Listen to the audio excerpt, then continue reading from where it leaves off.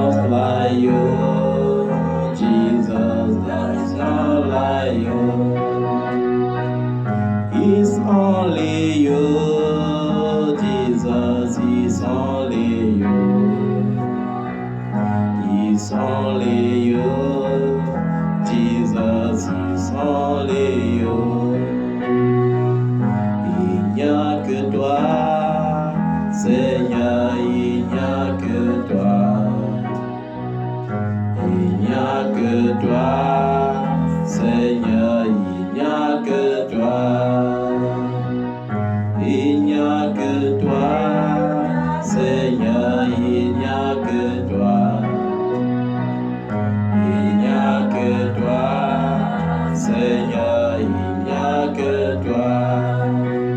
Alléluia. Il n'y a que Jésus. À un moment donné dans la vie, il peut arriver qu'on ne trouve plus d'issue, que tout semble fermé.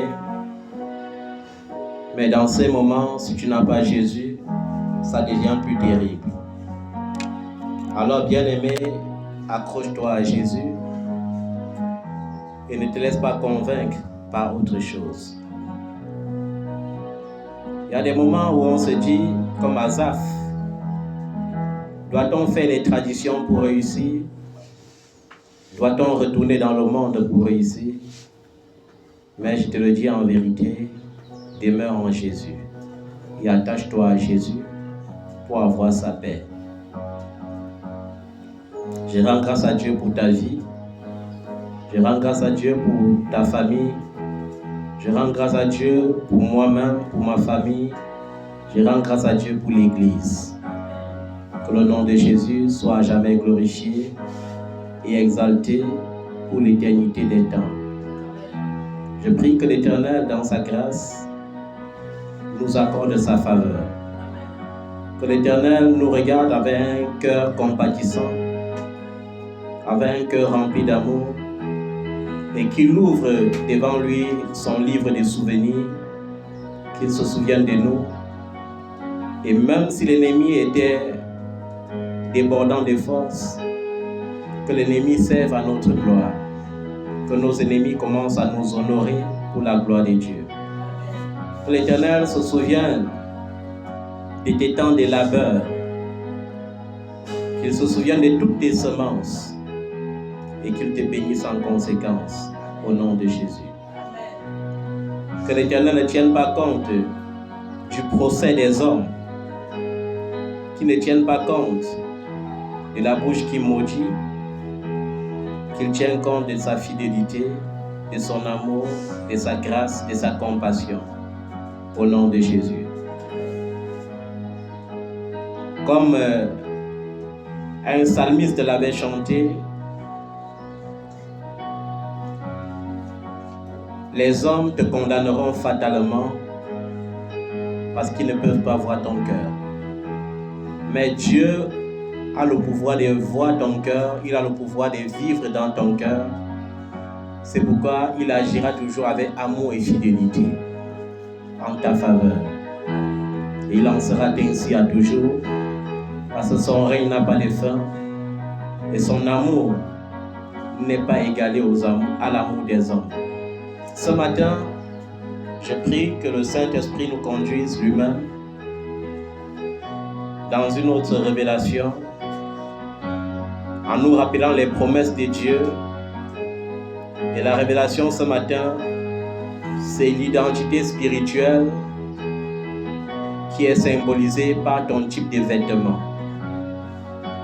L'identité spirituelle qui est symbolisée par ton type de vêtements ou par ton type de manteau.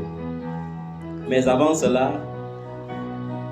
je vais te rappeler la promesse de Dieu tirée du livre d'Isaïe 43. Et Dieu, dans ce livre, te dit, même si les hommes t'oublient, moi, l'Éternel, ton Dieu, je ne t'oublierai jamais. Et il a dit jamais. Il n'a pas dit que il pensera à toi de temps en temps, mais par cette parole, il te dit qu'il pense constamment à toi et qu'il pense constamment en bien de toi. Une deuxième promesse, c'est que lorsque tu es agréable à Dieu, il dispose en ta faveur même tes ennemis. C'est tiré du livre d'Esther, chapitre 6, du verset 6 au verset 9. Vous pouvez vous asseoir. Et lorsque nous lisons Esther, chapitre 6, du verset 6 au verset 9, il y a quelque chose de formidable qui se passe. Il y a un juif nommé Mardoché, qui est l'oncle d'Esther, mais qui a un ennemi farouche dans le palais, nommé Aman. Aman détestait tellement Mardoché et n'avait qu'une seule idée dans la tête. La seule grande idée d'Aman, la seule grande motivation d'Aman, c'était comment est-ce que je peux humilier publiquement Mardoché. Lorsqu'il va réussir à l'humilier, je serai content. S'il peut l'humilier jusqu'à prendre même sa vie, je serai content. Et lorsque nous vivons dans ce monde, nous savons qu'il y a des ingénieurs des bâtiments, il y a les ingénieurs d'avion, il y a les ingénieurs en génie civil, mais aussi il y a les ingénieurs du mal. Le seul but de l'ingénieur du mal, c'est comment te faire le plus de mal possible. Comment t'humilier publiquement. Comment faire en sorte que ta vie ne soit qu'amertume. Comment faire en sorte que ta vie ne ressemble à rien. C'est ça le projet de ton ennemi. Et c'était ça le projet d'Aman. Mais Dieu a fait quelque chose d'extraordinaire. La Bible dit que lorsque tu es agréable à Dieu, il pousse ton ennemi à t'honorer. C'est-à-dire que lorsque l'ennemi pense qu'il va t'humilier publiquement, Dieu le pousse à t'honorer publiquement. Dieu est capable de retourner les plans de tes ennemis contre eux-mêmes. C'est pourquoi nous voyons, quand nous lisons jusqu'à Esther 7, verset 9 à 10, on se rend compte que tout ce que Aman avait préparé pour faire du mal à Mardoché, s'était retourné contre lui-même. Et pendant qu'il s'apprêtait à aller voir le roi pour dire « Donne-moi juste le pouvoir d'aller humilier mon ennemi », il est arrivé ce jour et là, Dieu a mis à cœur, dans le cœur du roi, plutôt une pensée. Que dit telle loi concernant un homme qui a protégé la vie du roi? Et Aman a dit, pensant que c'était de lui qu'on parlait, on le fait monter sur le cheval du roi. On met sur lui un manteau d'honneur. Et on marche devant lui en disant, honorer celui qui est honoré du roi. Et le roi a dit à Aman, va faire cela pour Mardoché. C'est-à-dire que tu te levais pour aller humilier quelqu'un, mais arrivé on te dit que c'est toi-même qui dois arrêter le cheval là. Et tu vas marcher devant lui en sonnant la cloche qu'il faut l'honorer. Je crois que c'est la même chose que Dieu s'apprête à faire dans ta vie. Amen. Amen. Ne vois pas seulement les ennemis partout. Il va les disposer en ta faveur. Ce que l'ennemi a préparé contre toi se retournera contre lui-même. Peu importe la force de l'ennemi, peu importe qui il est, que ce soit un ami, que ce soit une amie, que ce soit un oncle, que ce soit une tante, peu importe qui c'est, tout plan qu'ils vont préparer contre toi retournera contre eux-mêmes.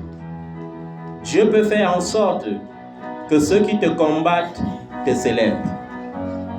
Il a fait pour Mardoché, il peut le faire pour toi.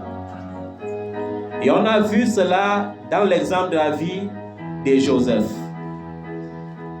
Joseph était tellement détesté par ses frères, mais tellement aimé par son père. Et le symbole de l'amour du père de Joseph, pour lui, c'était quoi? Un vêtement neuf cousu avec un tissu luxueux qu'il avait mis sur lui pour l'honorer. Et à cause de ça, Joseph était très détesté par ses frères. Tellement détesté. Et Joseph les avait raconté une vision plus tôt qui va s'accomplir dans Genèse 42, verset 6. Les frères de Joseph qui avaient dit le jour où il avait raconté le rêve en disant « Je vous ai vu, vous étiez prosternés devant moi ». Les mêmes frères qui avaient dit « Cela est impossible » vont aller dans Genèse chapitre 42, verset 6, se prosterner devant Joseph pour accomplir la vision que Dieu avait prédite à l'avance. Je ne sais pas si tu rêves souvent. Je ne sais pas si tu as souvent des visions. Mais il faut souvent prêter attention à des visions que tu fais.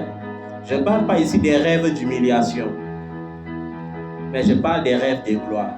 Il n'y a personne ici qui peut me dire qu'il n'a jamais fait un rêve de gloire. Les rêves de gloire sont une prédilection de Dieu pour ta vie. Une prophétie que Dieu lui-même libère dans ta vie. Différent des rêves où tu rêves toujours que tu es dans ton village. Différent des rêves où tu rêves toujours que tu es toujours à l'école avec la tenue de l'école alors que tu as abandonné l'école depuis. Différent du rêve dans lequel tu te trouves toujours avec tes anciens camarades de classe. Parce que ce genre de rêve, lorsque tu rêves toujours que tu es au village, ça signifie qu'il y a un esprit de retard dans ta vie qui te pousse toujours à être amoindri, à être anéanti, à être humilié. Mais je parle de ce rêve de grandeur que Dieu t'a montré une fois dans ta vie. Ça peut être quand tu étais petit, ça peut être pendant que tu grandissais, ça peut être même à cet âge-ci. Mais laisse-moi te dire que Dieu accomplira cela pour toi, comme il l'a fait dans la vie de Joseph. Tes ennemis te feront la guerre, mais ils ne te vaincront jamais. Le Seigneur te le confirme dans Jérémie chapitre 1 au verset 19. Et il te dit encore, sois dans l'assurance, parce que toute arme forgée contre toi sera sans effet. Ésaïe 54, verset 17. Le monde dans lequel nous vivons est comme une jungle. Quand il parle de jungle, ça veut dire que quoi? C'est un monde où ceux qui ont et qui sont égoïstes rêvent tout d'avoir plus et sont prêts à tout pour avoir. C'est un monde dans lequel où, quand certains n'ont pas encore, ils cherchent à avoir à tout prix. Pendant que tu es dans ton foyer tranquille, il y a des gens aussi qui cherchent à détruire ton foyer. Pendant que tu es dans tes affaires tranquilles, il y a aussi les gens qui ont pour ambition de détruire tes affaires. Mais quelle est ton attitude face à cela? T'accroches-tu à Jésus ou à tes pensées, ou à tes sens, ou à tes émotions? Parce que nous sommes dans un monde où quand l'ennemi décide de frapper et qu'il trouve l'occasion, il frappe fort. C'est pourquoi il faut prier pour protéger ce que Dieu te donne. Parce que si tu l'exposes, l'ennemi doit s'accaparer de ça.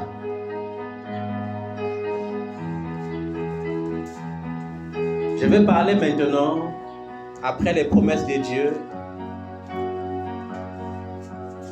d'une chose exceptionnelle. Chaque vie ou chaque personne est influencée par un type de manteau. C'est pourquoi, dans le livre d'Apocalypse, on montre les gens qui sont morts avant nous et qui sont morts en Christ, qui disent au Seigneur, jusqu'à quand attendrons-nous encore? Jusqu'à quand iras-tu chercher nos frères? Et la Bible dit que Jésus leur dit, soyez patients. Mais il ne s'arrête pas là. Il prend leur tunique, il les blanchit dans le sang de l'agneau. Est-ce que ton vêtement est blanchi? Il faut t'assurer du type de vêtements que tu portes.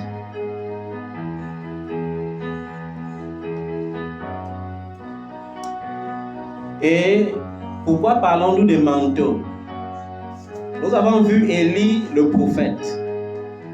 Avant d'être ravi dans le ciel, avant de monter au ciel dans le char de feu, il a laissé tomber son manteau sur Élisée. Et ce n'est qu'à partir de ce moment que Élisée a eu le pouvoir de devenir un prophète majeur. Parce que le manteau d'Élie sur Élisée lui a donné le pouvoir d'avoir ce qu'on appelle la double portion prophétique. C'est pourquoi Élisée ne pouvait pas parler aux eaux du Jourdain. Élisée ne pouvait pas utiliser son propre manteau pour diviser la mer du Jourdain. Il a utilisé le manteau de son père spirituel, Élie. Il a frappé les eaux et les eaux se sont séparées. Il a pu traverser à sec. Ça veut dire que chaque personne, que ce soit toi, que ce soit moi, que ce soit n'importe qui écoute cette voix ce matin, il faut savoir que ta vie est influencée par le type de manteau que tu portes. Parce que ton manteau désigne quoi? Ton manteau désigne ce qu'on appelle ton identité spirituelle. Et ton identité spirituelle est ce que tu représentes dans le monde physique ou monde visible et aussi dans le monde invisible. Ce que tu es dans le monde invisible est le reflet de ce que tu vis dans le monde physique. Il n'y a aucune bénédiction qui peut se matérialiser sans quitter de l'invisible. Quand tu demandes, quand on lit l'histoire de Job, qu'est-ce que Job dit lorsqu'il veut comprendre la création? Job comprend qu'avant qu'il n'existe dans le monde, il existait dans la matrice.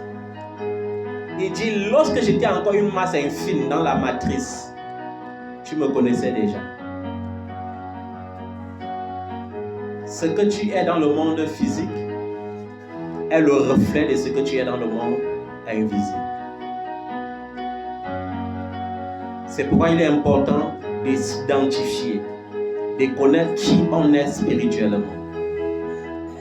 Et il y a beaucoup à gagner lorsqu'on connaît qui on est spirituellement. Pourquoi? Parce que si tu ne cherches pas à savoir qui tu es spirituellement parlant, les gens vont t'exploiter dans le monde physique. Il y a des gens qui sont dans le monde physique, mais leur étoile est embrigadée quelque part, manipulée par quelqu'un, utilisée par quelqu'un. Parce que Dieu t'a créé pour briller. Et lorsque tu brilles, tu vas te rendre compte que lorsque ton étoile est enfermée quelque part, tu pries pour les gens, ils réussissent aussitôt. Mais toi, tu pries pour toi-même, rien ne se passe. Pourquoi? Parce que ton étoile est embrigadée quelque part. Tu es porteur des grandes choses, porteur des grandes richesses. Mais tu repens cela dans la vie des gens et tu deviens pauvre au fur et à mesure que tu repens. C'est pourquoi il est important de connaître son identité spirituelle. Parce que lorsque tu connais ce que tu portes, tu peux réclamer ce qui manque dans ta vie. Lorsque je sais que je suis porteur de richesses, je peux par là savoir que ma richesse est manipulée par quelqu'un. Et je peux me lever alors à cet instant pour réclamer ma richesse en libérant mon étoile de la prison dans laquelle elle est embrigadée. Quand on parle ici de l'étoile, il y a l'étoile même dans le monde, même dans le plan intellectuel, même dans le plan du travail. Je vous ai parlé de ce qu'on appelle le trafic spirituel. Je vous ai parlé d'une tante qui avait volé l'étoile intellectuelle de sa nièce pour donner à son fils. Son fils n'avait que le BPC et il s'est trouvé en train d'occuper un poste de responsabilité de quelqu'un qui a normalement le BTS. Et il est devenu le patron de sa nièce avec les diplômes, le patron de sa cousine avec les diplômes de sa cousine. Et lorsqu'on vit dans l'ignorance, on est obligé de périr. Les étoiles influencent nos vies dans tous les domaines, même dans le domaine du mariage. Tu es malheureux dans ton foyer, Pas parce que Dieu t'a destiné à être malheureux, mais parce que l'étoile de ton mariage est embrigadée quelque part. Il y a quelqu'un qui parle à ton étoile et qui dit « Je veux te savoir malheureux ». C'est pourquoi je vous ai dit de faire attention même avec les relations. Parce qu'il y a les hommes malhonnêtes, il y a les femmes malhonnêtes, que lorsque vous vous ouvrez à eux, ils utilisent cela comme canal pour parler contre vous. Je veux qu'il soit malheureux, je veux qu'elle soit malheureuse. Quand vous avez parlé souvent de l'envoûtement,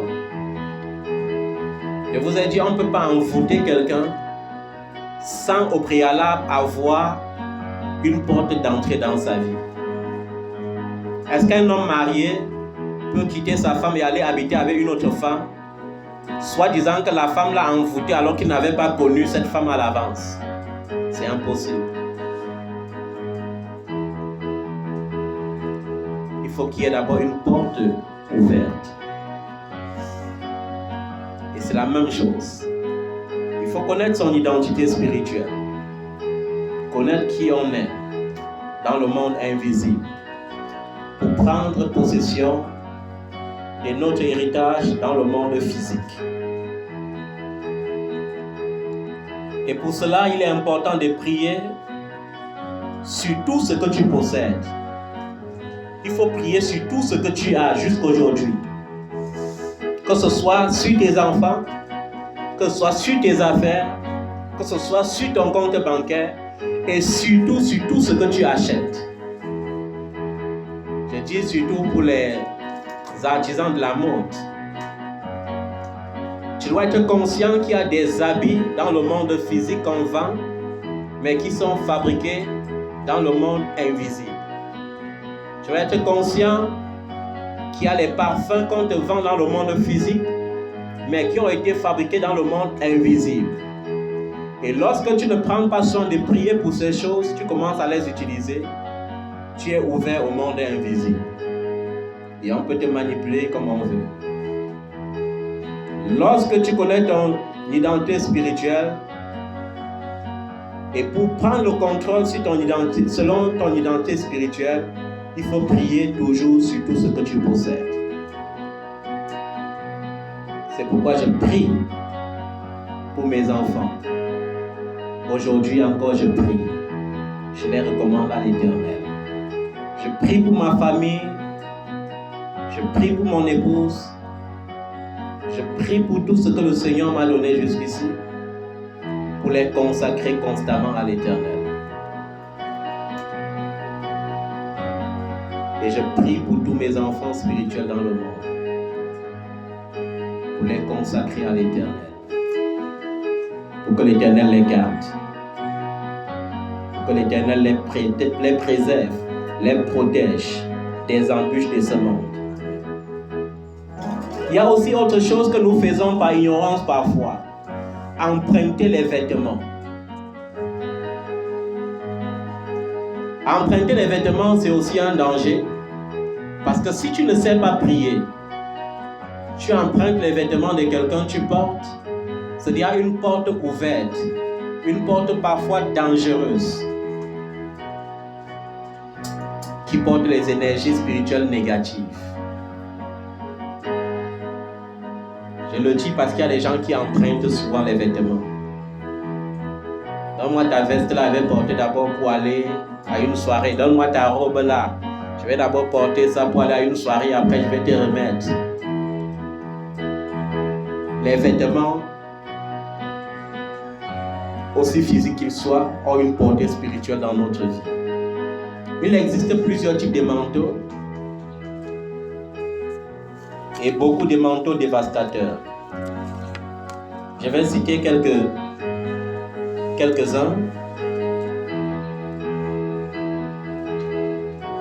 Quand on lit Genèse chapitre 37, versets 4 à 5, est-ce qu'on peut le lire?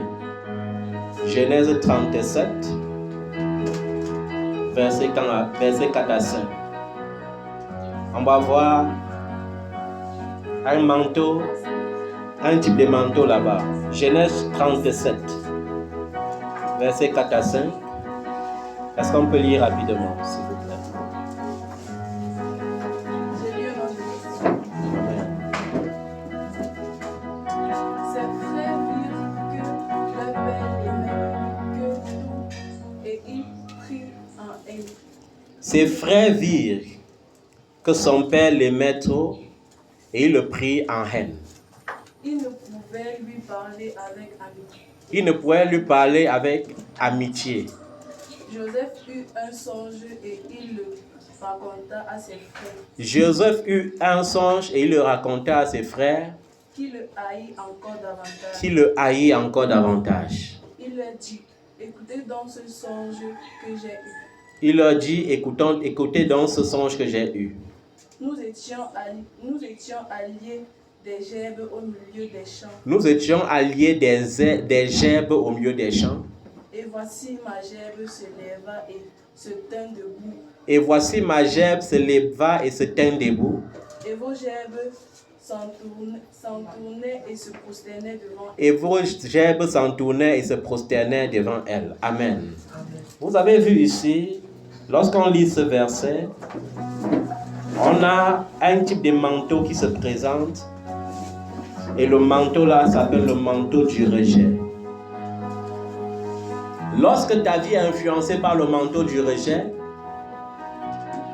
les gens te détestent et te méprisent. Les gens t'isolent. Ils ne peuvent pas expliquer pourquoi ils le font. Pour rien, ils vont t'isoler. Même en famille, même en société, les gens que tu vas le plus aimer vont toujours t'isoler. Ils vont toujours te mépriser. Ils vont toujours te rejeter. Ce n'est pas eux qui le font.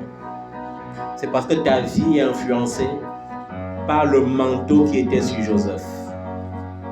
Son père lui avait cousu un habit pour l'honorer, mais cet habit symbolisait le rejet. C'est pourquoi ses propres frères ne pouvaient pas l'aimer. Et lorsqu'il disait quelque chose de bien qu'il doit vivre, ses frères le détestaient encore plus. Il y a des fois où tu pars dans ta famille, il y a une bonne nouvelle, quand tu as annoncé que ça va arriver dans ta vie, tu les annonces. Tu te dis qu'ils seront contents. À l'instant T, ils font comme s'ils étaient contents, mais après, ils se mettent à bagarrer même pour que ça n'arrive pas. Ils commencent à dire pourquoi est-ce que cette bonne nouvelle va arriver dans sa vie. Ils ne méritent pas ça. Lorsque tu es influencé par le manteau du rejet, les gens vont te chercher à t'isoler. Tu vas être avec ta soeur à la maison, elle va tout t'isoler. Tu vas être avec tes cousines, elles vont t'isoler. Avec tes cousins, ils vont t'isoler. Les membres de la famille vont t'isoler. Le manteau du rejet. Lorsqu'on lit Job chapitre 30, vous allez lire ça à la maison parce qu'on ne va pas tout lire. Job chapitre 30, du verset 10 au verset 11, on voit le reflet du manteau d'humiliation. Le manteau d'humiliation. Tu te rends compte que malgré tes efforts et ton travail acharné, tu fais tous les efforts, tu travailles comme un buffle. Mais le résultat, c'est que ta vie tourne toujours en rond. Les gens ne viennent dans ta vie que pour récolter le peu que tu as. Et lorsqu'ils ont fini de prendre le peu que tu as, ils te rabaissent. Ils t'humilient. Ils se moquent de ta situation. Lorsque tu as un peu de bien, tu deviens le carrefour. Les gens vont venir à gauche, à droite, ils vont faire semblant d'être avec toi. Parce qu'ils vont s'assurer que ta vie tourne en rond. Lorsque tu finis les donner, tu n'as jamais un merci. Tu récoltes l'ironie. Tu récoltes le rabaissement.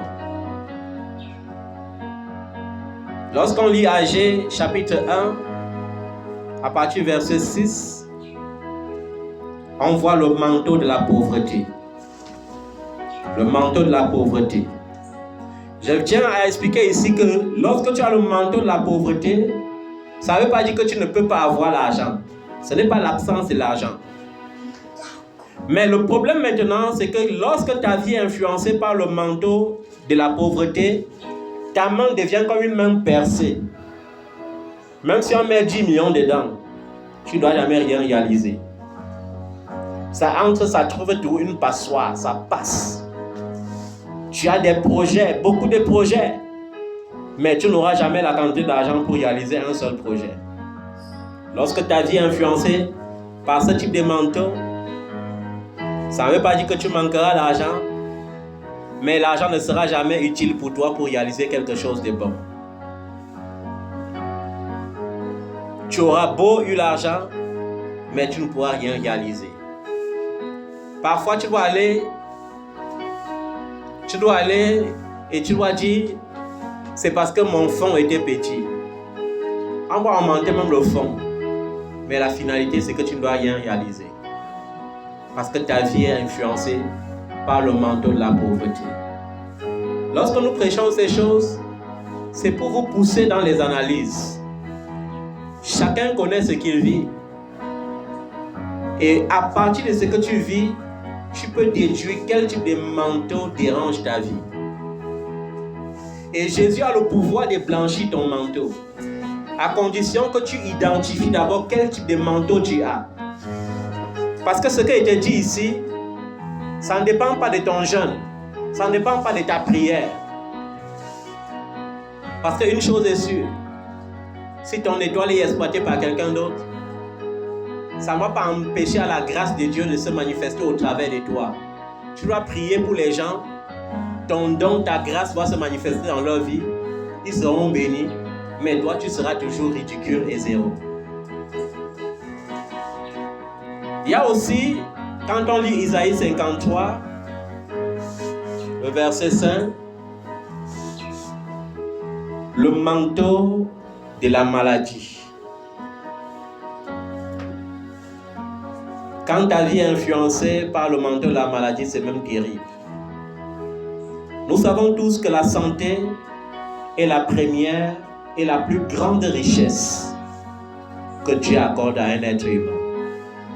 Lorsque tu es en santé, tu peux tout. Mais si tu n'es pas en santé, imagine que tu as faim et que tu ne sois pas en santé. Ça devient pire encore. Imagine que tu es pauvre et que tu n'es pas en santé. C'est encore plus douloureux que la mort. Lorsque ta vie est influencée par le manteau de la maladie, tu vas te rendre compte que lorsqu'il y a une percée financière qui arrive dans ta vie, la maladie vient directement. Il y a plusieurs personnes qui sont parfois influencées par ça et ça se manifeste par leurs enfants. Lorsque tu as un peu de bénédiction financière, l'enfant tombe malade. Quand tu finis de dépenser, jusqu'à avoir même encore les dettes, l'enfant se rétablit. Ça peut être l'enfant, ça peut être toi-même. C'est pourquoi Ézéchias avait beau être roi, mais sa vie était influencée par le manteau de la maladie. C'est pourquoi la Bible dit, Ézéchias fut malade jusqu'à la mort. C'est-à-dire que jusqu'à la mort veut dire qu'il était proche de la mort. C'est pourquoi il fallait qu'il consulte le prophète pour savoir s'il doit guérir. Comme il tombe souvent malade, il guérit, ou bien si cette fois ce sera la bénie. Chaque fois, et quand je prêche ceci, c'est pour que tu examines. Tu as des réunions, tu fais tes réunions. Quand tu veux dire bouffer, la maladie vient parce que tu vas bouffer la réunion. Lorsque tu finis de dépenser, tu es guéri. Ou bien l'enfant tombe malade. Je ne parle pas ici du type d'enfants qu'on accouche qui sont des lunatiques. Parce qu'il y a aussi des enfants lunatiques que lorsque le diable te donne, c'est pour te ruiner. Chaque fois que tu es un peu béni, tu tombes malade.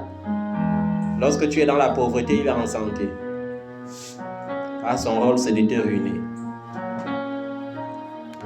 Et lorsque tu as répertorié ton type de manteau, il est facile maintenant d'approcher le Seigneur et de dire maintenant, Seigneur, bénis-moi. Il y a des gens qui ne seront jamais bénis, tout simplement parce que le type de manteau qu'ils portent n'est pas changé. Dieu ne peut pas te bénir sans changer ton manteau. C'est pourquoi vous avez vu dans la Bible, il y a des gens que Dieu pour bénir a changé leur nom. Nous avons vu Jacob qui va devant Dieu et dit, si tu veux que je te lâche, il faut d'abord que tu me bénisses. Et Dieu n'a pas dit à Jacob, je te bénis. Il a d'abord dit à Jacob, à partir d'aujourd'hui, tu ne t'appelleras plus Jacob. Tu t'appelleras désormais Israël. Et Israël devient cette source de bénédiction qui est obligée d'être bénie par tous, parce que la Bible dit, bénis quiconque bénit Israël et maudit quiconque maudit Israël. Lorsque nous lisons Genèse 41, verset 14, on voit également cela dans la vie de Joseph. Lorsque Joseph était libre et dans sa famille, il avait le manteau du rejet sur sa vie, un vêtement que son père avait porté pour l'honorer et le distinguer était devenu sujet de jalousie et de rejet pour sa vie. Mais lorsque nous lisons Genèse 41, verset 14, quand le temps est venu pour Dieu d'ouvrir le livre des souvenirs, parce que la bonne nouvelle c'est que Dieu, pour nous récompenser aussi, lorsqu'on lit Esther chapitre 6, verset 1 à 2, ouvre son livre des souvenirs. Lorsque le temps est venu pour Dieu de se souvenir de Joseph, il fallait que Joseph sorte des prisons. Est-ce que lorsque Joseph est sorti des prisons, il est allé directement dans le palais? Non. La Bible dit, on l'a rasé et on l'a changé. C'est-à-dire que ce n'était plus le vêtement que son père avait mis sur lui, qui était sur lui à cet instant. À partir de ce moment, il pouvait vivre l'accomplissement de sa prophétie. Parce que le manteau du rejet avait été ôté. La Bible nous relate cela dans Genèse 41, verset 14. Joseph a changé de vêtements. Et à l'instant même qu'il a changé de vêtements, c'est-à-dire, lorsque tu changes de manteau, tu changes automatiquement de statut. Son statut a été changé. Aujourd'hui, ton vêtement peut être le péché. Lorsque tu ôtes le vêtement du péché et que tu portes le vêtement de la sanctification, il y a changement de statut. C'est pourquoi la Bible dit, celui qui cache ses fautes ne prospère point. Mais celui qui avoue ses fautes et les délaisse obtient miséricorde.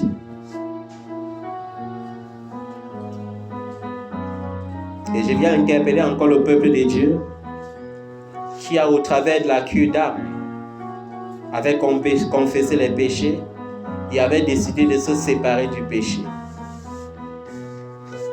Pour que tu comprennes que depuis ce jour, Dieu avait ôté le manteau de l'humiliation de ta vie et il t'avait revêtu du manteau de gloire. Alors lorsque Joseph a changé de vêtements, son statut a aussi changé spirituellement. Nous avons vu que le beau vêtement qui était pourtant très beau que son père lui avait donné, avait engendré dans sa vie la haine, l'exil et la prison. C'est-à-dire que tant que lui, il avait ce vêtement sur lui, il était bon seulement pour être haï, pour être exilé et pour se retrouver gratuitement en prison, accusé faussement. Mais quand Dieu enlève le vêtement de Joseph, il le remplace le même jour par un manteau royal.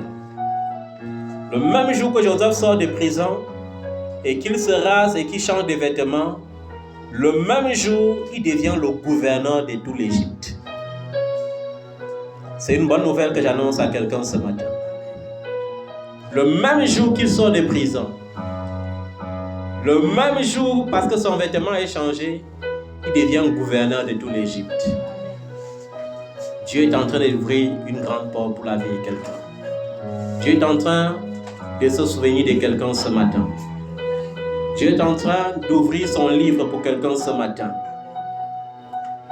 Je veux que tu sois conscient qu'il y a devant Dieu le livre des souvenirs. Et le jour qu'il veut changer ton statut, il ouvre son livre. Comme on voit dans Esther chapitre 6, versets 1 à 2.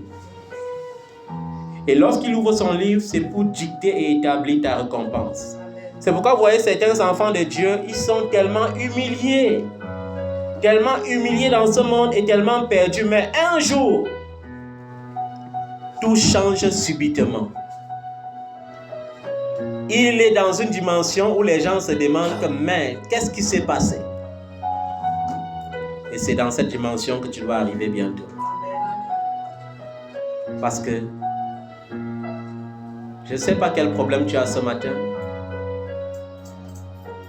mais je veux que tu rassembles ta dernière énergie, même si tu es malade, et que tu te souviennes que tu es enfant de Dieu. Tu es fils et fille du royaume.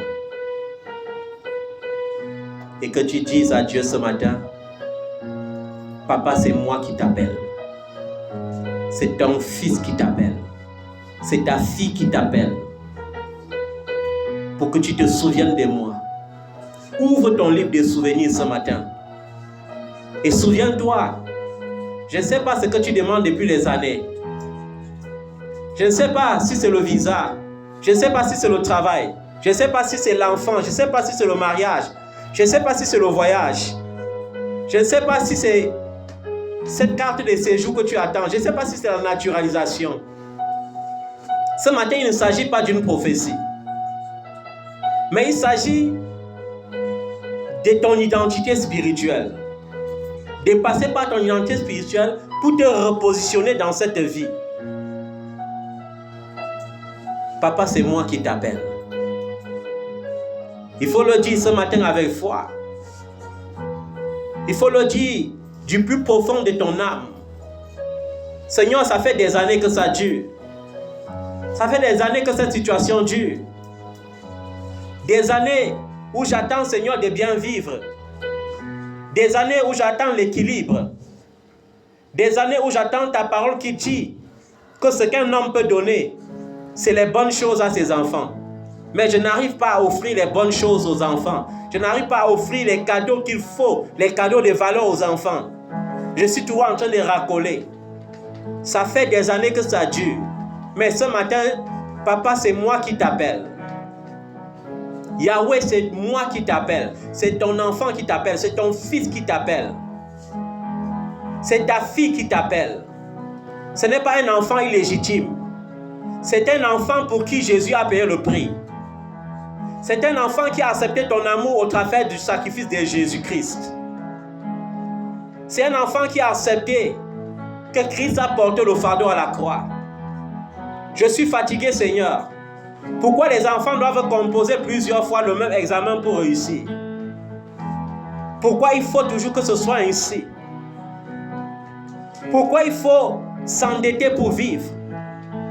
N'es-tu pas le Dieu qui a créé le ciel et la terre? N'es-tu pas le Dieu qui a dit, à moi l'éternel l'or, à moi l'argent, à moi les animaux des champs, dit l'Éternel des armées? N'est-ce pas toi Dieu qui a créé les autorités, les pouvoirs, les dignités?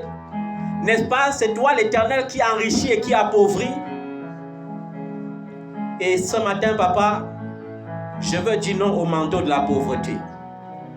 Je veux dire non au manteau du rejet, au manteau de l'humiliation.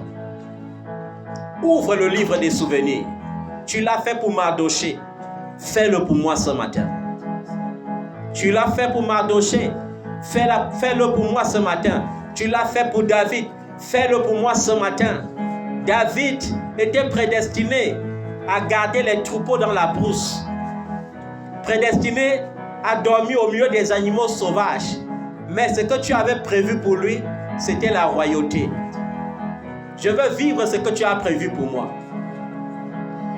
Je veux vivre ce que tu as prévu pour moi.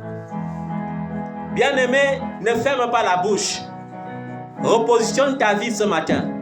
Change de statut ce matin. Change de statut ce matin. Reprends le contrôle ce matin. Reprends le contrôle ce matin. Reprends le contrôle ce matin. Il y a les gens qui ne prient pas mais qui sont bénis. Il y a les gens qui ne jeûnent pas mais qui sont bénis. Il y a des gens qui méprisent le Seigneur mais qui sont bénis. Mais toi, tu es fille du royaume. Tu es fils du royaume.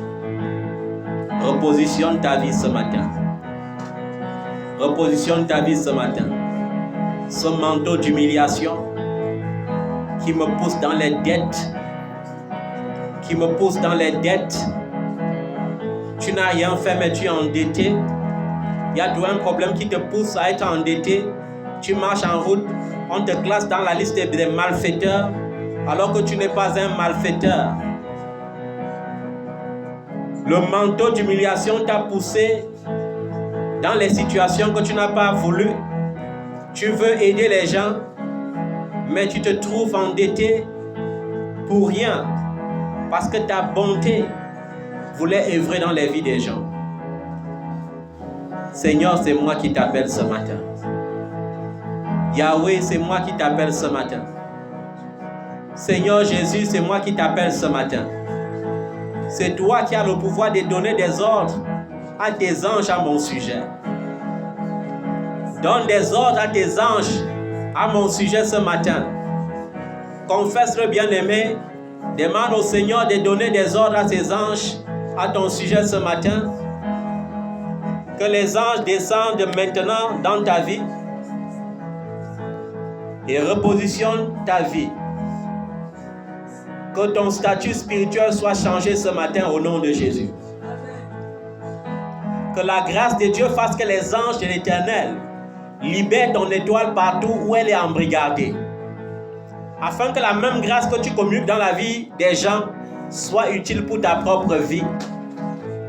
Tu n'es pas né pour enrichir seulement les autres, mais tu es né avec ce manteau des richesses spirituelles pour jouir des bonnes grâces de ce monde, pour jouir des grandes bénédictions dans cette vie, pour la gloire de Dieu au nom de Jésus. Que ce manteau qui n'est pas tien soit ôté. Que l'Éternel, dans sa grâce, en communion avec l'alliance nouvelle et éternelle établie par Jésus-Christ à la croix, blanchisse ton manteau dans le sang de Jésus. Que ce manteau de péché quitte ta vie, ce manteau qui te pousse dans le ridicule, ce manteau qui ôte ton sommeil, ce manteau qui te trouble et te perturbe, que cela soit ôté de ta vie maintenant au nom de Jésus. Ce manteau de rejet qui fait que lorsque les membres de la famille pensent à toi, c'est lorsqu'il y a des cérémonies, tu vas venir jouer la bonne ou le boy. Tu vas venir jouer le rôle de serviteur ou de servante.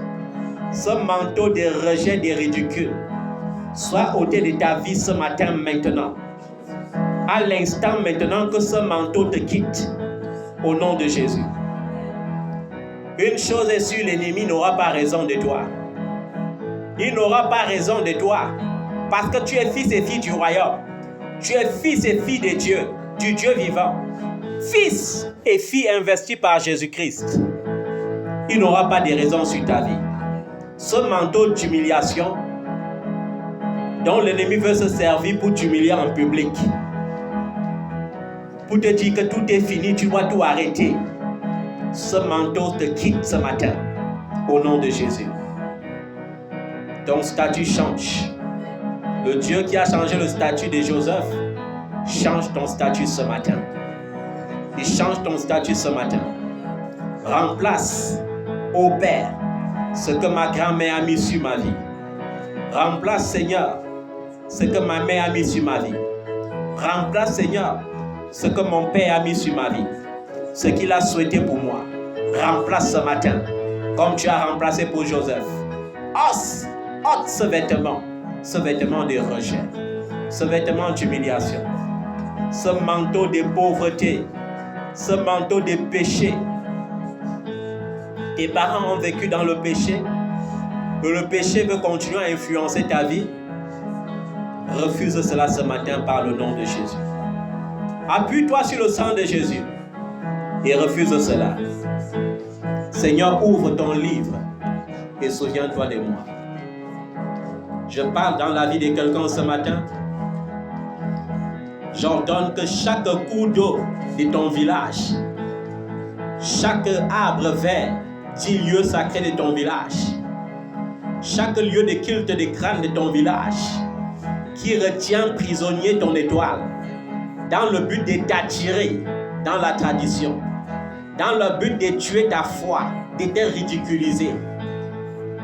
Comme je parle ce matin, que pendant que les anges visitent mon village, pendant que les anges ordonnent au courant d'eau de mon village de vomir mes bénédictions, que la même grâce se déploie dans ta vie, que les anges se déploient dans ton village, que ces coups d'eau lâchent tes bénédictions, que ce lieu des crânes, des cultes des ancêtres, relâche tes bénédictions, relâche la vie de tes enfants, de tes petits-enfants.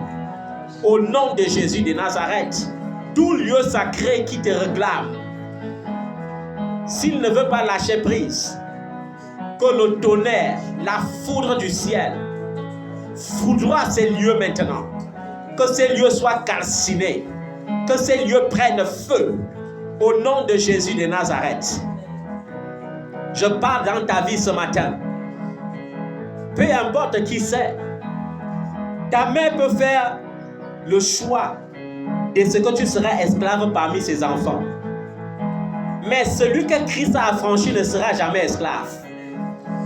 Pendant que je parle ce matin, que la grâce de l'affranchissement touche ta vie. Même si elle est partie quelque part, même si elle a parlé quelque part sur ta vie, en s'appuyant sur ton cordon ombilical, ma Bible déclare que tu n'es plus né de la volonté de la chair ou du sang, mais tu es né par la volonté de Dieu. Tout ce qu'elle dira n'aura pas de répercussions dans ta vie. Tout ce qu'elle dira n'aura plus jamais de répercussions dans la vie de tes enfants. Parce que c'est la volonté de Dieu qui va s'accomplir dans ta vie. C'est la volonté de Dieu qui va s'imposer dans la vie de tes enfants. Au nom puissant de Jésus-Christ de Nazareth, c'est la volonté de Dieu qui va s'accomplir. La malédiction liée au cordon ombilical, liée à ta chair et à ton sang, n'aura plus d'effet dans ta vie, n'aura plus d'effet dans la vie de tes enfants, n'aura plus d'effet dans la vie de tes petits-enfants. Au nom de Jésus-Christ de Nazareth. S'il y a une tante, un oncle quelque part, un cousin, une cousine, une nièce, un ami, une connaissance qui a dressé l'autel quelque part, qui a mis ta représentation par ta photo, par ton nom, peu importe la représentation, par une figurine, pendant que je prie ce matin, que le feu du jugement de Dieu descende et détruise ces autels, et détruise ces autels, et ruine ces autels, et ruine les desseins de ces autels. C'est le dessein de Dieu qui va s'accomplir dans ta vie. C'est le dessein de Dieu qui va s'accomplir dans ta vie. Tu es tellement fatigué du retard. À un moment donné, tu entends une voix qui te dit même d'abandonner. Tu es fatigué d'attente. Fatigué d'attente. Fatigué de ces dettes qui ne font que s'accroître. Mais je te le dis encore, l'Éternel s'appelle l'Éternel des armées. Il est le Dieu qui fait cesser les combats. Ce Dieu qui parle au prophète Élisée a payé les dettes de la veuve endettée. Ce même Dieu utilise les anges maintenant pour payer tes dettes, pour solder tes dettes. Que ce Dieu qui répond par le miracle, réponde par le miracle. Ce Dieu qui a fait sortir l'argent du ventre du poisson. Ce Dieu-là qui a multiplié les pains, 5 pains d'orge et 2 poissons, pour partager à plus de 5000 hommes, sans compter les femmes et les enfants. Que ce Dieu déploie la grâce et l'onction de la multiplication financière dans ta vie. Fatigué d'attendre tous des tantes qui se moquent de toi. Fatigué d'attendre tous des cousines, des nièces qui se moquent de toi. Fatigué tout d'attendre des frères qui se moquent de ta situation. Mais attends-toi à l'Éternel des armées. Attends-toi à l'Éternel des armées ce matin. Attends-toi à l'Éternel des armées ce matin. Attends-toi à l'Éternel des armées ce matin. Sa grâce est plus profonde que tes péchés. La Bible dit, si ton cœur te condamne, Dieu est plus grand que ton cœur. Sa grâce est plus grande, plus grande, plus grande, plus grande, plus grande que tes imperfections, plus grande que tes faiblesses. Et comme le disait l'apôtre Paul, quand je suis faible, c'est alors que je suis fort. Parce que la grâce de Dieu s'accomplit même dans mes faiblesses. Dieu tire gloire même de mes faiblesses. Il tire gloire même de mes faiblesses. Il tire gloire même de tes faiblesses. Il tire gloire même de tes faiblesses. Il tirera gloire même de tes faiblesses.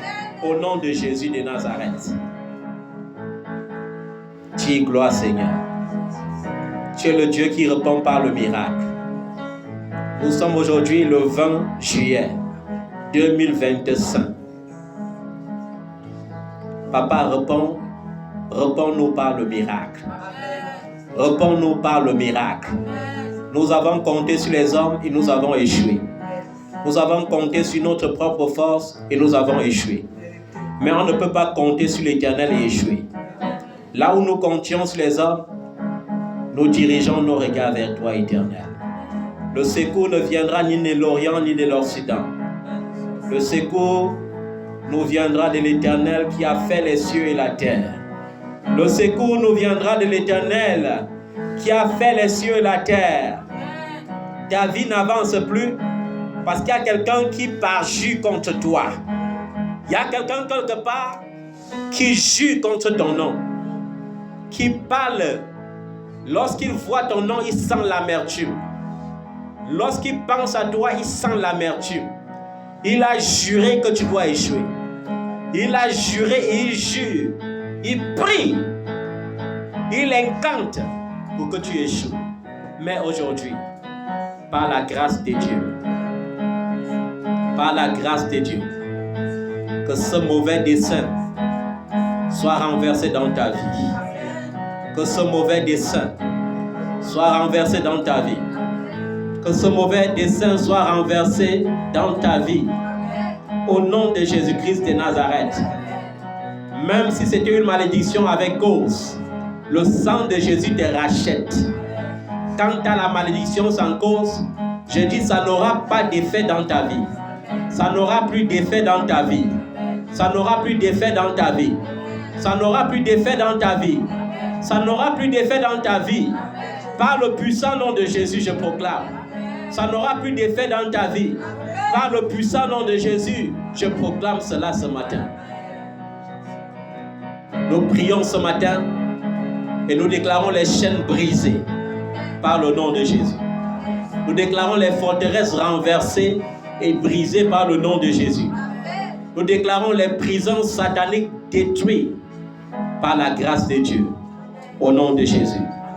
Il y a les gens que lorsqu'ils veulent te rencontrer, les membres de la famille, les amis, quand ils veulent te bénir, ils te donnent toujours soit un billet de 500 francs, soit un billet de 2000 francs. J'avais rencontré un homme de Dieu un jour. Il est docteur en pétrochimie. Un grand docteur, professeur d'université. Et lorsqu'il avait soutenu son doctorat, il avait gagné un grand marché en Chine.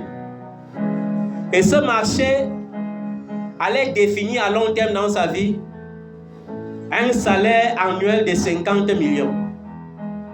Et il a voyagé pour la Chine. Mais avant de partir, l'esprit familier est aussi dangereux. Parfois, on veut satisfaire toute la famille. Il allait voir le frère de son père, son oncle paternel. Et comme toujours, depuis qu'il était né, chaque fois qu'il rencontrait cet oncle, c'était un billet de 2000. Dans certaines familles, ce sont les billets de 500. Chacun a son signe, dangereux pour tuer les destinées. Tu rencontres ton oncle, il est milliardaire, mais c'est toi un billet de 2000.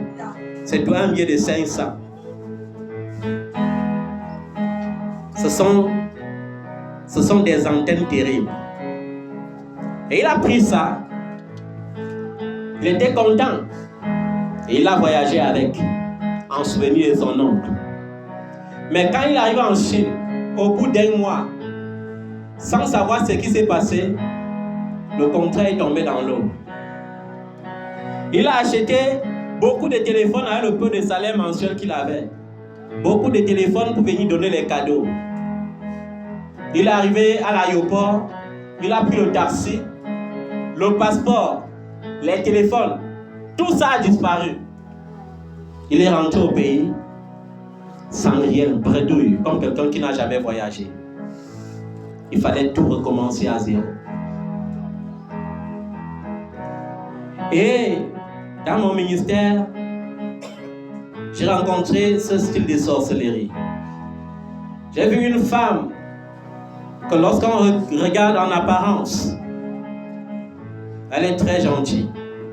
De nature même, elle est gentille. Elle aime beaucoup donner beaucoup de dons aux gens. Un jour, elle m'a envoyé une valise au Cameroun. Et dans la valise, il y avait un billet de 500 francs CFA. Je ne parle pas d'un billet d'euros. Un billet de 500 francs CFA, bien placé dans la valise. Il y a des gens que tu vas rencontrer dans les réseaux sociaux. Ils vont jouer aux gentils. Ils vont parler de Jésus-Christ. J'avais un autre. Qu'est-ce qu'il me disait? Homme de Dieu, tu es un homme de Dieu remarquable. Tu as un ingrédient que Dieu a mis en toi que les autres n'ont pas. Et je lui répondais toujours, en dehors de l'amour que je manifeste comme Dieu veut, je ne sais pas de quel ingrédient tu parles. Et à chaque Pâques, il me disait toujours, je vais t'envoyer l'agneau pascal. Et parfois, la pauvreté et le manque nous obligent à accepter certains dons qu'on ne devrait pas accepter. Et ça tisse des alliances dans ta vie. Et quelqu'un va te donner 500 € pour voler 1 million d'euros dans ta vie. Tu dois le voir comme un tonton qui est gentil. Tu dois le voir comme une tantine qui est gentille. Alors qu'il est venu puiser dans ta vie. Il est venu puiser dans ta source. Mais pendant que je pense à cela ce matin, je déclare que tu ne seras pas une victime au nom de Jésus. Si tu as été victime, je prie que le feu du ciel consume ces antennes dans ta vie, au nom de Jésus. Que le feu du ciel consume ces antennes, calcine ces antennes et déconnecte ta vie. Et que les anges ne les laissent pas tranquilles. Que pendant que mon ange reçoit instruction de l'Éternel et descend pour moi ce matin sur la terre, que tes anges gardiens reçoivent instruction et descendent dans ta vie ce matin, qu'ils aillent partout, chez ses oncles, chez ses tantes, chez ses parents, chez ses amis, qui ont employé de l'argent pour voler dans ta vie, qu'ils récupèrent tes finances avec tous les bonus des années perdues et qu'ils ramènent cela dans ta vie maintenant. Qu'ils ramènent cela dans ta vie maintenant. Qu'il ramène cela dans ta vie maintenant. Qu'il ramène cela dans ta vie maintenant. Au nom puissant de Jésus-Christ de Nazareth. Que tout ce qu'ils avaient volé te soit restitué au centuple. Au nom puissant de Jésus-Christ de Nazareth. Ils sont tapis dans l'ombre. Ils prient. Ils s'appuient sur ce qu'ils t'ont donné. Pour parler mal contre ta vie. Mais par l'onction qui brise le joug, je brise le joug dans ma vie. Et pendant que ce jour est brisé dans ma vie, que ce jour se brise dans ta vie maintenant. Au nom puissant de Jésus-Christ de Nazareth. Que ce jour se brise dans ta vie. Au nom puissant de Jésus-Christ de Nazareth. Que l'Éternel, le Dieu qui m'a formé, le Dieu qui oint, le Dieu qui donne l'onction qui brise le joug, brise tout joug ennemi dans ta vie. Que par l'onction, tout joug ennemi soit brisé dans ta vie ce matin. Soit brisé par le nom de Jésus. Tu marches avec certains hommes de Dieu et lorsque vous vous séparez, ils prient, ils jeûnent contre toi. Ils prient, ils jeûnent. Ils disent, parce que tu n'es plus avec moi, tu vas seulement échouer. Moi-même, je suis une victime. Il y a des hommes de Dieu qui jeûnent et qui prient contre mon ministère. Mais je dis ce matin, toute malédiction sans cause n'aura pas d'effet. Le piège dans leur vie c'est que j'ai toujours sémé du bien dans les vies. Le piège, c'est le bien que tu sèmes. Tu ne peux pas s'aimer le bien et récolter le mal. Ils vont jeûner pour te faire décroître, mais ils vont voir ta croissance. Ils vont célébrer ta croissance au nom de Jésus. Ils vont célébrer ta croissance au nom de Jésus. Si ça fonctionnait encore, à partir de ce matin, je déclare, je décrète, par le nom de Jésus, par le sang de Jésus, cela ne fonctionnera plus jamais. Tu es entré dans les ministères, les hommes de Dieu ont imposé les mains sur ta vie, ils ont utilisé l'étoile de David. Ils sont des francs-maçons déguisés derrière la Bible. Ils ont piraté ton étoile. Ils ont piraté ta destinée. Mais au nom de Jésus-Christ, pendant que je prie ce matin, que ta destinée soit libérée. Que ton étoile soit libérée de toute prison satanique et démoniaque. Tu dois commencer à briller cette année. Tu dois commencer à briller cette année. Tu dois commencer à briller cette année. Nous allons briller pour la gloire de Dieu au nom de Jésus. Nous allons briller. Nous allons briller. Peu importe l'endroit où il y avait le blocage, je crie par le nom de Jésus le déblocage. Je crie par le nom de Jésus le déblocage au nom de Jésus de Nazareth. Sois débloqué. Partout où ta vie était bloquée. Tu ne vivras pas les exigences du malin. Il planifie contre toi. Il planifie. J'ai vu une maman un jour dire à sa fille, l'enfant que tu portes dans ton ventre, c'est la boue. Et quand tu iras sur le lit d'hôpital pour enfanter la boue, tu mourras avec ta boue. Je ne parle pas des histoires qu'on m'a racontées. Je parle des histoires que j'ai vécues. Et cet enfant tourmenté dans l'âme est allé chez un prophète. Et le prophète l'a accueilli en disant, est-ce que tu sais que le jour que tu vas accoucher, tu vas mourir sur la table? Et cet enfant m'a dit, voilà ce que ma mère a dit, voilà ce que le prophète a dit. Et j'ai dit, je déclare cela nul et sans effet au nom de Jésus. Tu n'enfanteras pas la boue, tu enfanteras d'un fils et tu ne mourras pas.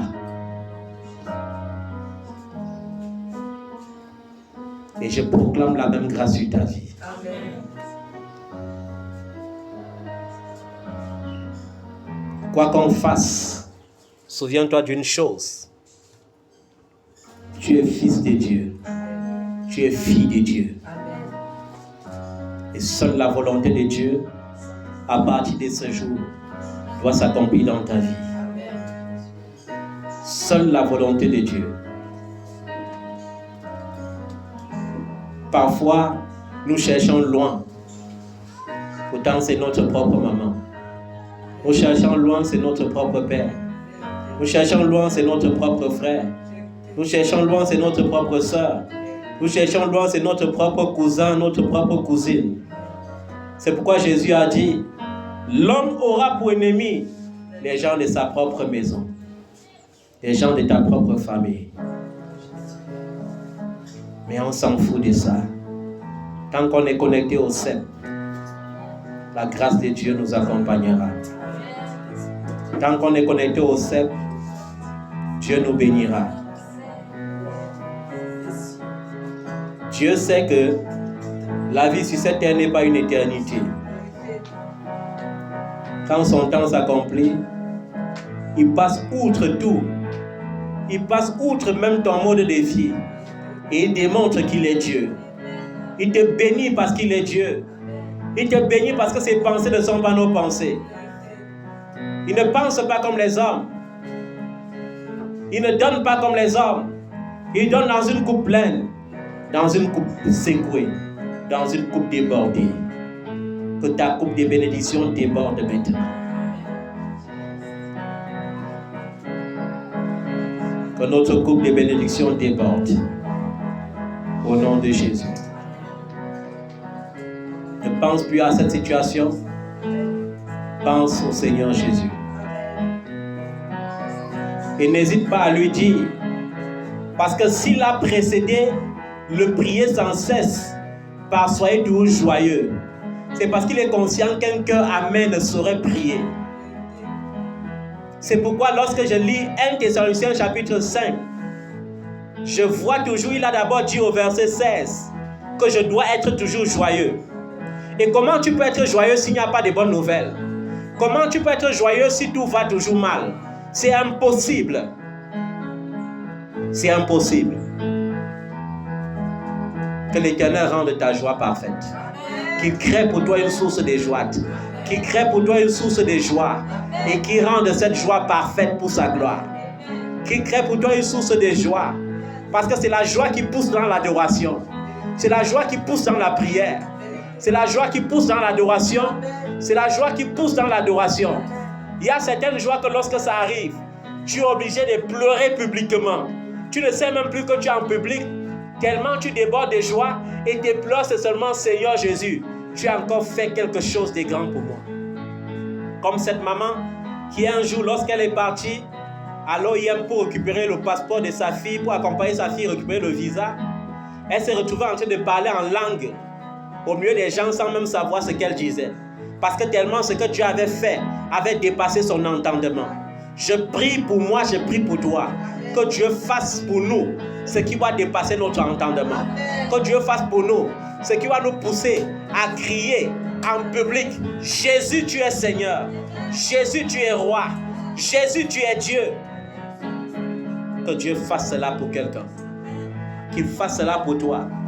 Avant la fin de ce mois de juillet, que Dieu canalise une source de joie pour toi. Il y a des rendez-vous que tu as donnés aux gens en disant: je suis sûr que je peux le faire cette fin du mois. Que l'Éternel rende cela possible. Qu'il rende cela possible. Que tu ne sois pas confus dans ton espérance. Même s'il y a quelqu'un que l'ennemi a envoyé, a mandaté dans ta vie pour freiner cela, la personne a déjà échoué à l'avance. Parce que l'Éternel ne change pas son calendrier de bénédiction. Lorsqu'il dit dans le livre des souvenirs que je me souviens de toi au mois de juillet, il ne renverra pas le mois de juillet à août. Il ne renverra pas le mois d'août à septembre. Il ne renverra pas septembre à octobre. Il ne renverra pas octobre à novembre. Il ne renverra pas novembre à décembre. Parce qu'il est Dieu, il n'est pas un homme pour mentir. Il n'est pas le fils de l'homme pour se repentir.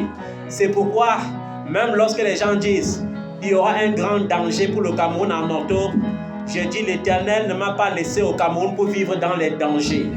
Il m'a laissé parce qu'il est le Dieu de paix. Et je crois en cette paix. On va prophétiser la guerre, mais je vais parler de paix au nom de Jésus.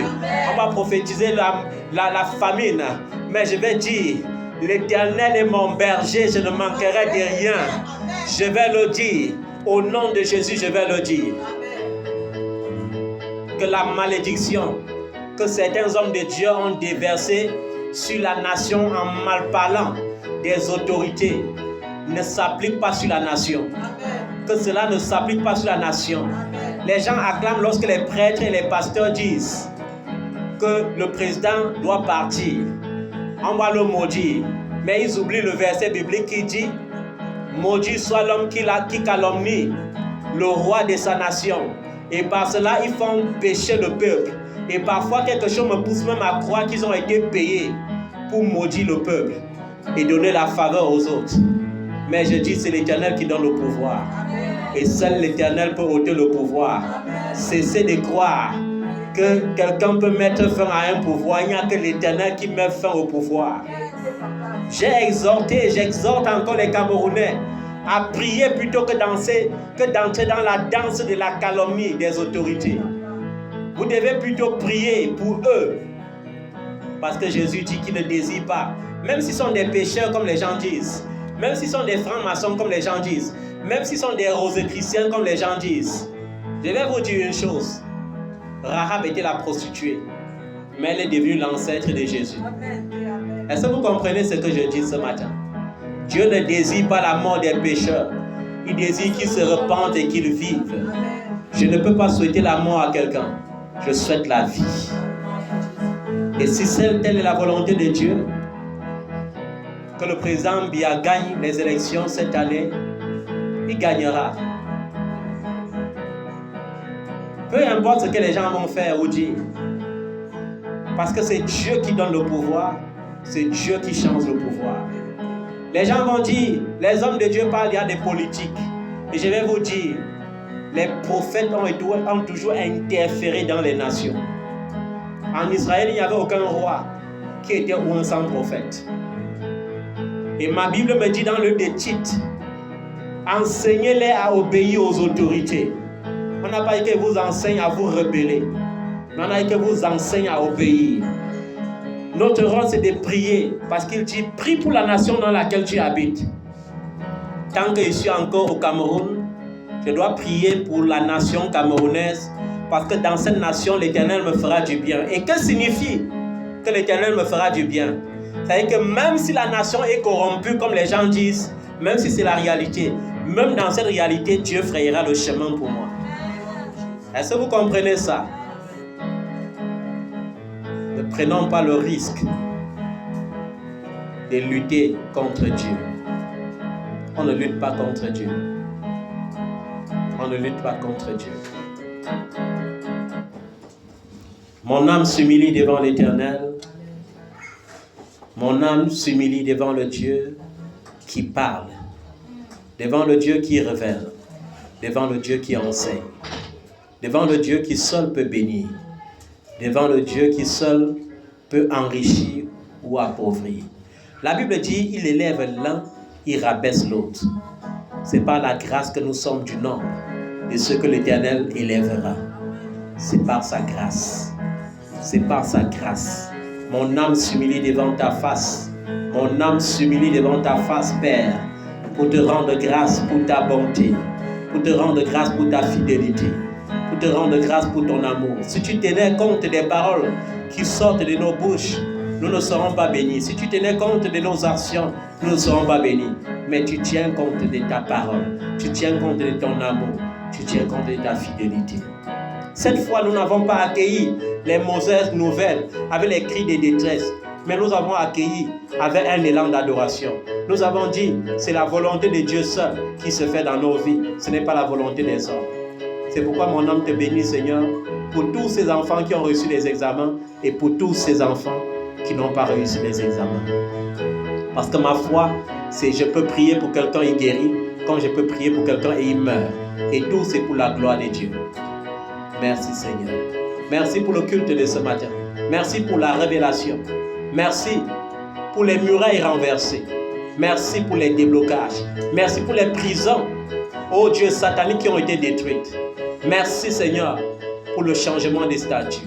Merci pour le manteau blanchi dans le sang de Jésus. Merci pour le manteau d'humiliation qui a été ôté. Merci pour le manteau de la honte, le manteau de la maladie, le manteau du péché, du ridicule, le manteau du rejet qui a été ôté.